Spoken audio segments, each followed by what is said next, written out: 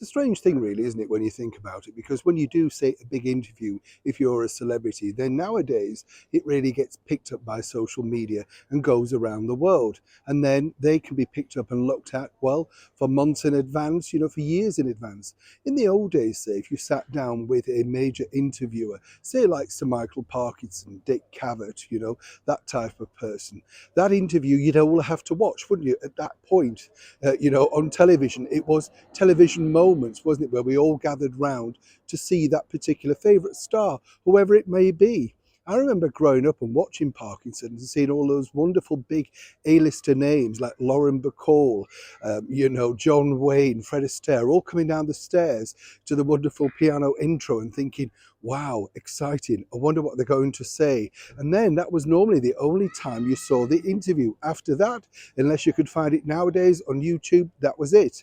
You can understand, of course, the problem for the former royal known as Prince Harry, the Duke of Sussex. Things that even you've said 5, 6 months ago, you kind of think, well, I know they're out there, but how often now will people be looking at them?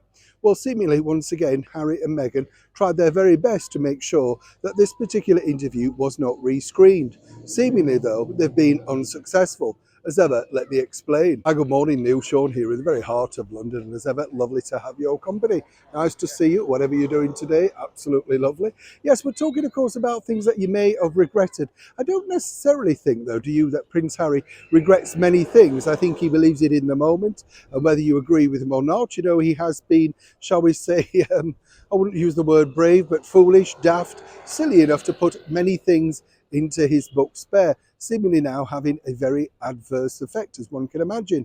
But earlier this year, he sat down with a variety of people, including Stephen Colbert. Remember that one with the silly entrance to the royals coming in? Tom Hanks. I mean, it was all a bit distasteful, to say the least. But one of the ones that was supposed to create a lot of shockwaves didn't. CBS's sit down with Anderson Cooper, Prince Harry, 60 Minutes exclusive. Learn nothing, tediously dull, very boring. CBS paid a lot of money for it, an incredible amount of money.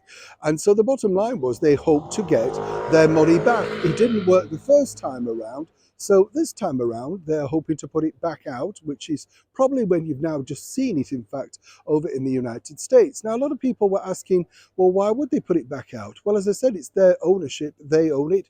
They paid for it. And they're hoping that people apparently would re-click in, revisit, and reacclimatize themselves with the story. I think we already know the story, don't we? But the bottom line for Meghan and Harry, according to a very good source, and as ever, we have to say allegedly, is they didn't want CBS to rescreen it. They want people to move on. She in particular has got that brand new deal now with William Morris.